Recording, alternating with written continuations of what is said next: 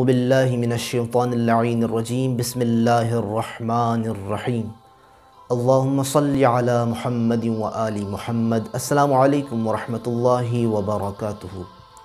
تمام ناظرین کو ماہ مبارک رمضان میں امام حسن مجتبیٰ علیہ السلام کی آمد مبارک ہو۔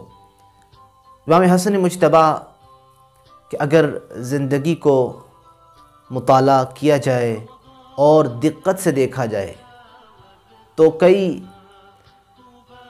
کتابوں کی جلدیں اس میں بھی یہ گنجائش نہ بچے گی کہ آپ کی سیرت اور آپ کے کردار کو اس میں ڈالا جائے، لیکن کیوں ماہ مبارک رمضان ہے اور 15 ماہ مبارک رمضان کو آپ کی ولادت ہوتی ہے، تو ہم آج آپ کے انتہائی اہم ترین لقب پہ بات کریں گے کہ وہ لقب کریم اہل بیت ہے۔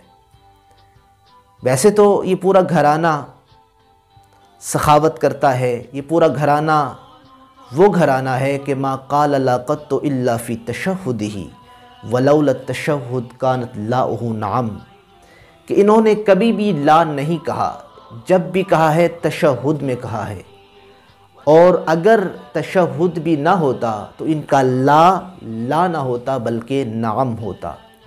تو انہوں نے تو کبھی بھی کسی کو واپس نہیں پلٹایا، جو سائل آیا ہے، جو غریب بن کے آیا ہے، وہ امیر بن کے گیا ہے۔ تو فقر و فاقہ ان کے غلاموں کے قریب بھی نہیں بھٹکتا۔ تو جہاں ہر ہستی کریم ہے، جہاں ہر ہستی سخاوت کی وادی کا بادشاہ اور شہنشاہ نظر آتا ہے، وہاں امام حسن مجتبیٰ کا لقب کریم اہل بیت پڑتا ہے۔ اور اس کی وجہ بھی یہی ہے کہ آپ نے کئی دفعہ اپنا پورا گھر راہ خدا میں لٹا دیا، پورا گھر، یعنی نہیں کہ چند دینار دے دیے ہوں، نہ، پورا گھر فقراء مساکین میں، یتیموں میں تقسیم کر دیا، اور اس کے علاوہ کئی دفعہ آپ نے اپنا آدھا گھر بھی فقیروں میں تقسیم کر دیا، جتنا مال و دولت تھا آپ کے پاس سارا آپ نے تقسیم کر دیا، کریم اہل بیت قرار پائے۔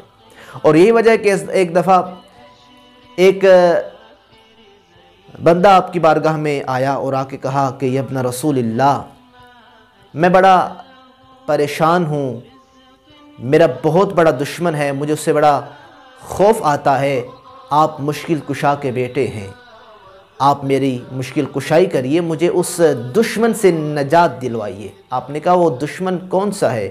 کہا وہ دشمن ایسا دشمن ہے کہ جو بڑوں کو چھوڑتا نہیں ہے، چھوٹوں پہ رحم نہیں کرتا، جو اپنے حریف کو میدان میں گرا دیتا ہے۔ مولا نے کہا وہ دشمن ہے کون سا؟ کہنے لگا مولا وہ دشمن فقر ہے، غربت ہے، مجھے فقر و فاقہ نے چاروں طرف سے گھیرے میں لے لیا ہے، میں پریشان ہوں اور کوئی مجھے چارہ نہیں نظر آتا۔ تو امام حسن مجتبیٰ نے اپنے ایک صحابی سے کہا کہ جاؤ وہ فلاں جگہ پہ جو میں نے چند دینار رکھے ہیں وہ لے آؤ۔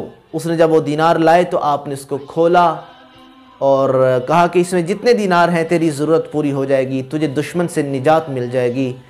اس نے جب جا کے دیکھا تو 5000 دینار تھے۔ اس نے کہا واقعاً مجھے اتنی کی ضرورت تھی اور اتنے میں میری ساری پریشانیاں دور ہو گئی۔ تو امام کا یہ لقب کریم اہل بیت یہ تو تھا نا، اپنے صحابی پہ آپ نے کرم کیا، اپنے دشمنوں پہ بھی کرم کرتے تھے۔ یہ وجہ ہے کہ یہ واقعہ بڑا مشہور ہے کہ جب شام سے ایک بندہ آتا ہے اور آپ کو سب و شتم کرتا ہے، آپ کو برے الفاظ میں یاد کرتا ہے، صحابی آگے بڑھتے ہیں، آپ صحابی کو روک دیتے ہیں، کہا نہیں میں خود اس معاملے کو ڈیل کروں گا۔ جب وہ تنگ آ گیا اور کہہ کہہ کے تھک گیا، آپ نے کہا مجھے معلوم ہی ہوتا ہے کہ تو مسافر ہے، تجھے زاد راہ کی ضرورت ہے، تو بھوکا ہے، تو پیاسا ہے، تجھے منزل کی ضرورت ہے، کہ آ میرا گھر وسیع ہے، فراخ ہے، میرے گھر میں آ، میں تجھے کھانا بھی کھلاؤں گا، تجھے زاد راہ بھی دوں گا، تیری مہمان نوازی بھی کروں گا، تو خدا کا بندہ ہے نا۔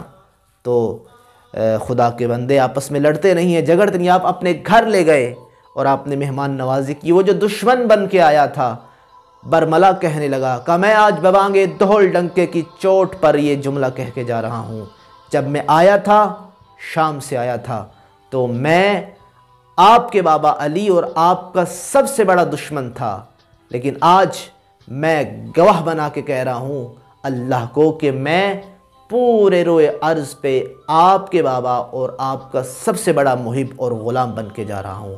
اور اس نے جملہ کہا اللہ اعلم حیث یجعل رسالتہ، کہ اللہ بہتر جانتا ہے کہ وہ رسالت کو کس گھرانے میں رکھے۔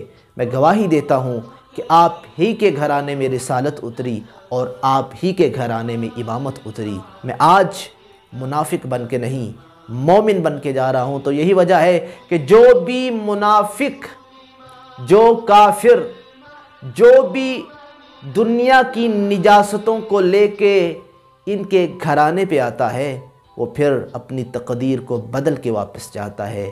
اور یہی وجہ ہے کریم اہل بیت صرف اس وجہ سے نہیں کہا گیا کہ آپ ظاہری مالی دولت کے ذریعے، آپ مالی حوالے سے آپ لوگوں کی مدد کرتے تھے، بلکہ آپ کے پاس جو دین کے حوالے سے غریب بن کے آتا تھا، آپ اس کو دینی امیر بنا کے واپس پلٹاتے تھے۔